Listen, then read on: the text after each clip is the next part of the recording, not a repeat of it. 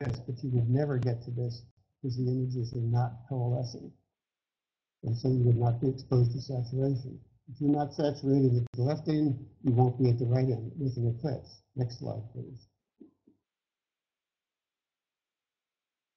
So this is all still part of the detective process that I was going through, trying to understand what was happening.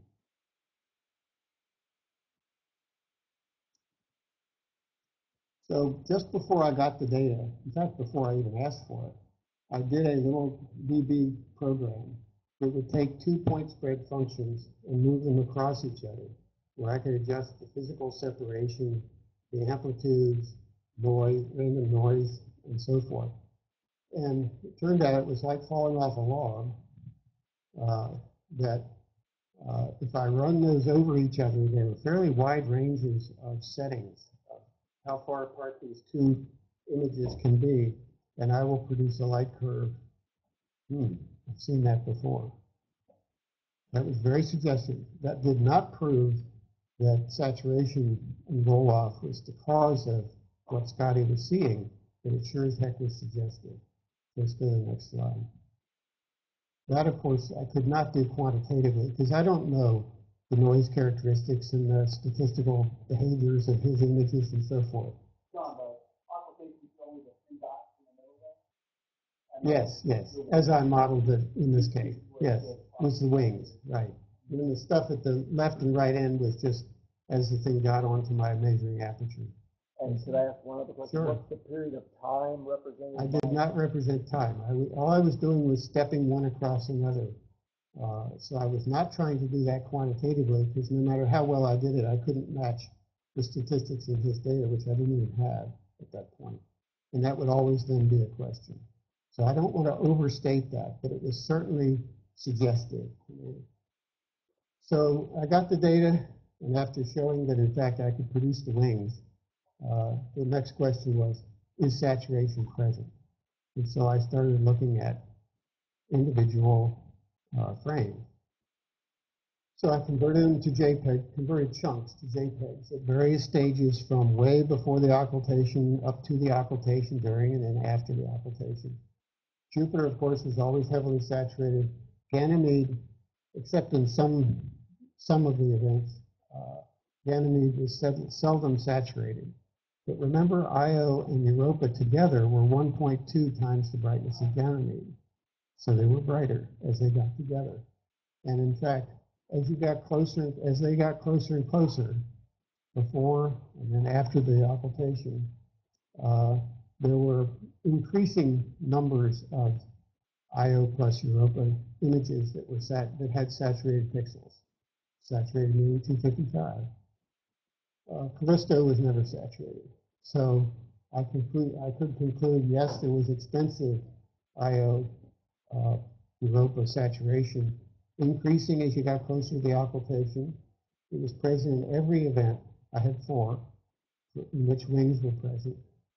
There were 2 events that I had where there was no where there were no wings, there was no saturation. I'll get to that in a minute. Next slide, please.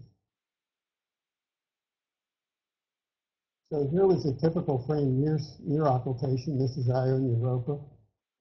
This is a line through it. Here's the saturation. You saw this yesterday. And this is a pretty substantial saturation. I didn't pick the worst one. I didn't pick the best one. This is just almost at random. Next, please.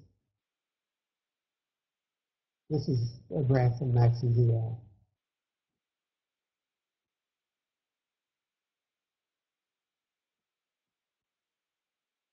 John, I don't want to rush these, but at some point, if that's whether we can get out to see that launch, that's the only thing we can't see. The launch, I don't know about the launch. Okay. While silent launch going that side. The 12:52. Oh, I've got probably 6 minutes or something like that left. Okay. Okay.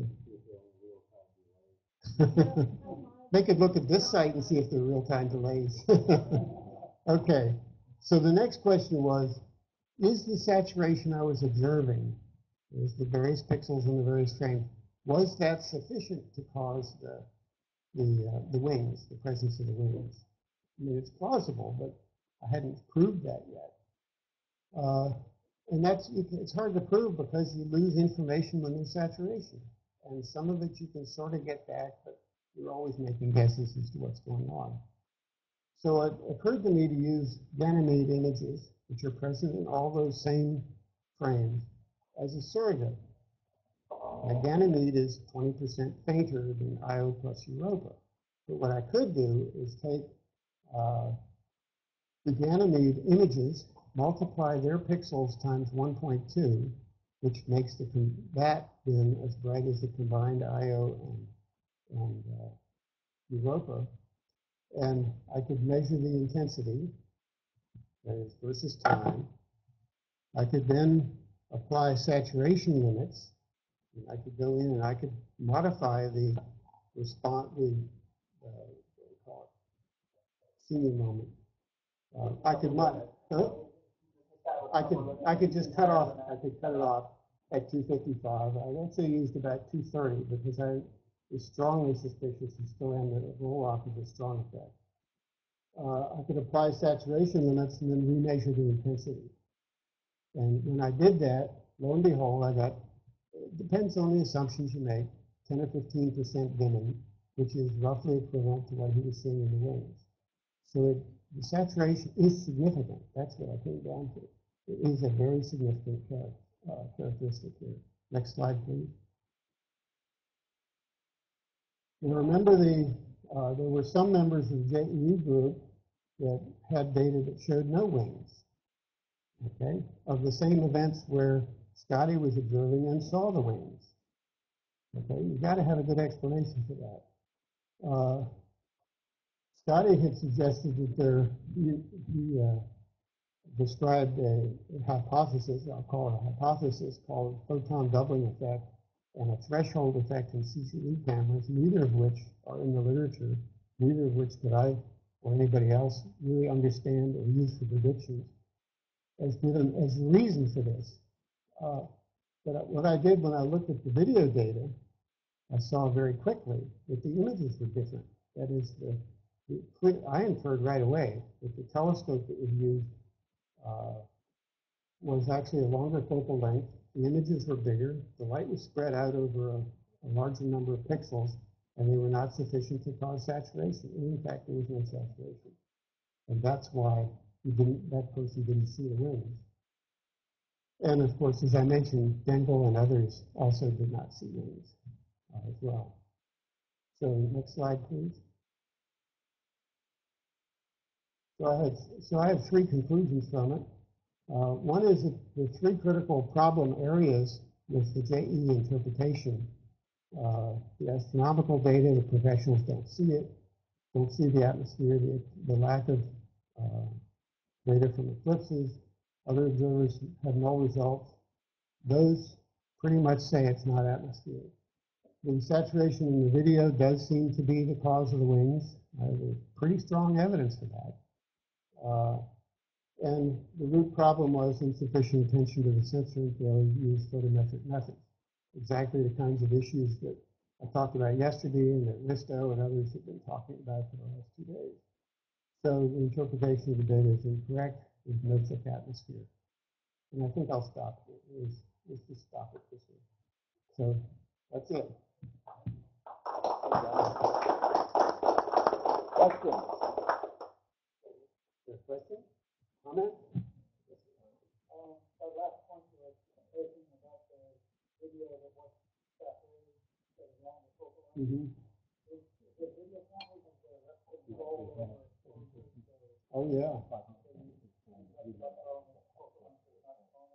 Well, a lot of that's one of the points I was trying to make yesterday. Is a lot of the cameras we use are basically auto exposure. We're doing faint fields. We assume that it's running as sensitive as you can, but you don't have easy real-time software to know what your pixel values are. That's the basic problem. As I said yesterday, this event is very unusual and is very difficult because these are bright targets, which most of us occultationists are not used to dealing with, and they're increasing, and you're getting two that are merging. And that's the part you're interested in. And so you'd have to be really, really alert to stop this kind of problem.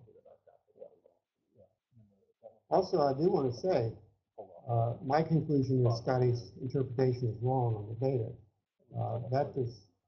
You need to be careful when you make a mistake, when you make a mistake, when I make a mistake. I hope people will say, yep, that was a mistake. But you should at least be open to good work from the same person on other things. We know Scotty's done terrific work in the past years in occultation. I'm sure he's got good work coming up. But on this one, I think he's wrong. So, a question. Okay. From Scotty. Okay. That's John why the friends who don't use CCD when I sent him 3,000 calibrated CCD. Okay. Did you read it out loud? Oh, I'll read it out loud. Ask John why he claims we don't use CCD when I sent him 3,000 calibrated CCD images he ignored. A, I didn't ignore them. B, they're not of these events. And C, where are all the rest of them? Any one of those issues is a response to that. I specifically focused only on these kinds of events and in all the data that shows these events. Is that it? Oh.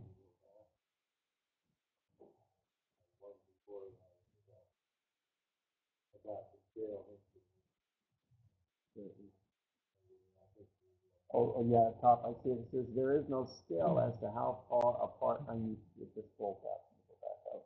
There's no scale as to how far apart they are to each other. Probably referring to the simulation. Oh, okay. Yeah. I'll be glad to provide anybody with a VB. I don't use that, remember, I don't use that as any proof whatsoever about his work.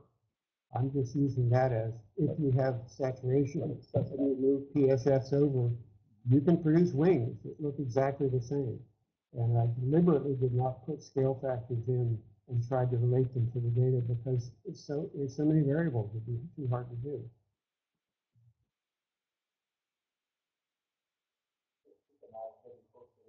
That's right. Yeah. Okay. Okay. Thank you all.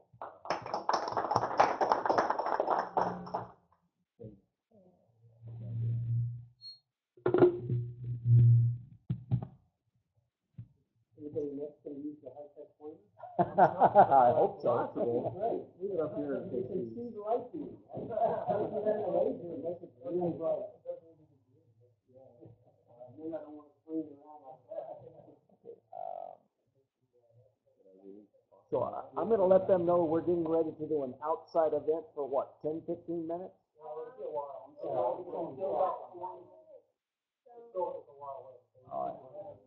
Well, let's see if we can do that presentation off of the desktop. Yeah. So I'm going to desktop. I'm going to do a test. So I'm going to uncork this.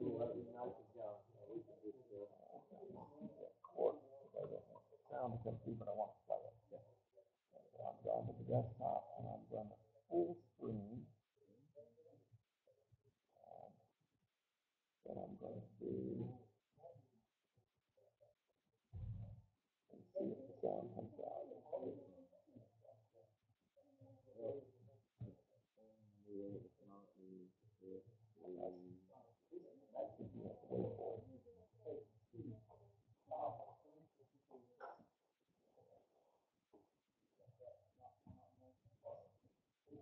Just testing audio. So your audio is going into your earphone. It is. But it's also going out. It's being broadcast out. So you can have to do it here. I do not hear it. You can actually come up with that. Or it could be that much. They want to speaker. Yep. Be a sound feedback there. Good day and welcome from Central Australia. My name is Bill Hanna and I would like to discuss briefly two interesting observations that I made in June.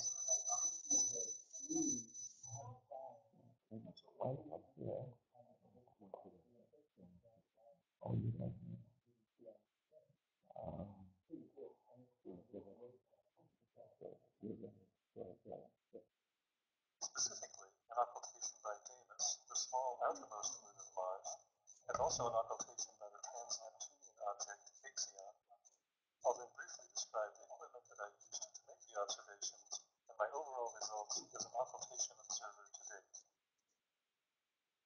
This is a demonstration of HIPO. With only about 4 hours notice, although I didn't actually read this email until about 2 hours before the event. Quickly set up under a clear sky with no moon, collected the cord nearly across the diameter of the object. The narrow shadow path was predicted to pass almost directly over me, would miss the concentrations of occultation observers in Sydney and Brisbane. The target star was sufficiently bright, roughly 9th of magnitude, for me to be able to record at 30 frames per second and produce a definitive light curve. The Mars itself was greatly overexposed. Here is a short video of the observation.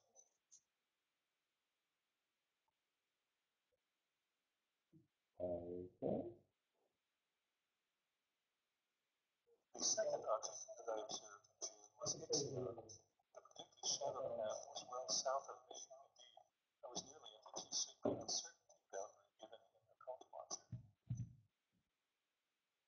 The dim target star, at roughly 15th magnitude, required collection at 3 seconds per frame to obtain a sufficient signal-to-background ratio.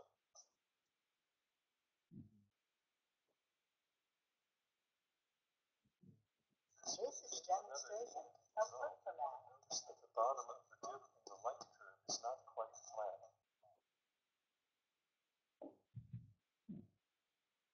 This This is a demonstration of HIPO. that the target star has been determined to be a close double.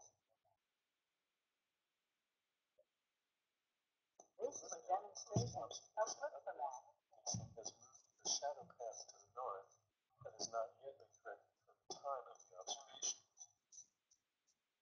I made the observations with an 8-inch Schmidt-Cassegrain telescope fitted with a focal reducer, although in hindsight, the Deimos observation would have been better served by removing the focal reducer to increase the apparent separation between the target star and Mars.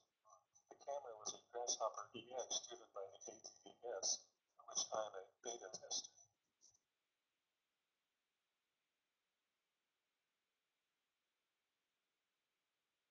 I now do most of my observing from the balcony over my garage, although this somewhat restricts my view to the east and southeast.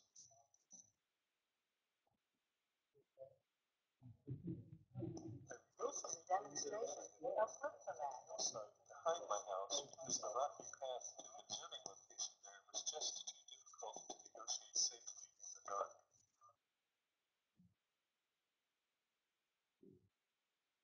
The This is a demonstration of HIPO. 135 events, and owing to the generally clear skies over Alice Springs, only about a quarter of them have been affected by the weather.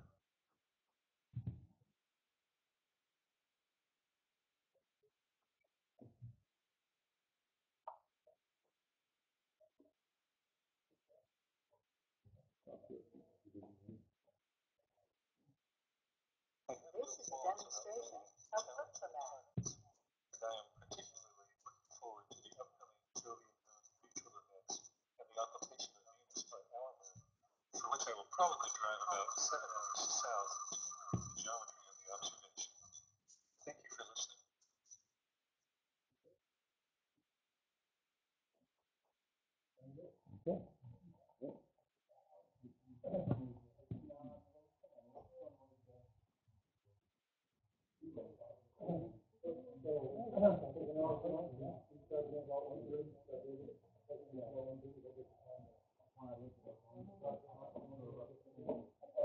Watching the launch, you have an option to try to observe from here, but the horizon is not really the best for the shooting site.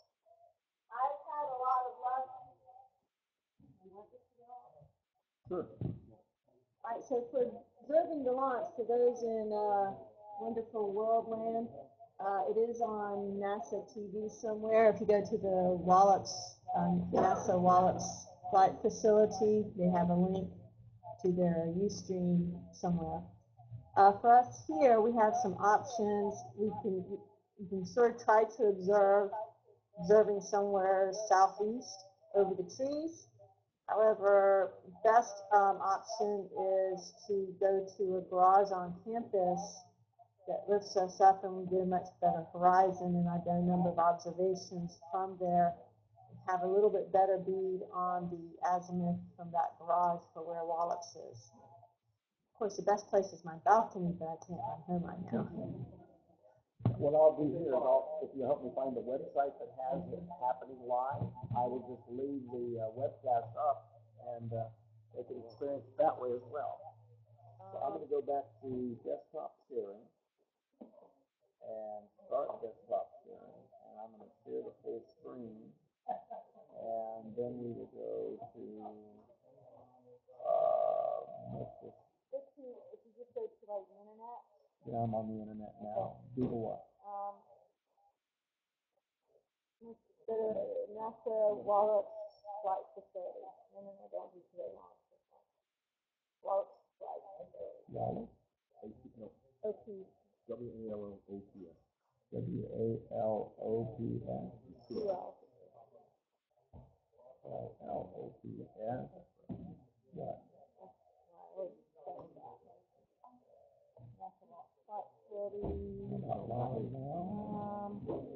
If you want to find thank you. It has a link on it. Yeah. You click on that. You don't have to have a. I can carpool. I can take about 3 people. I can take 2. And right now, if you scroll down, and we're going right here.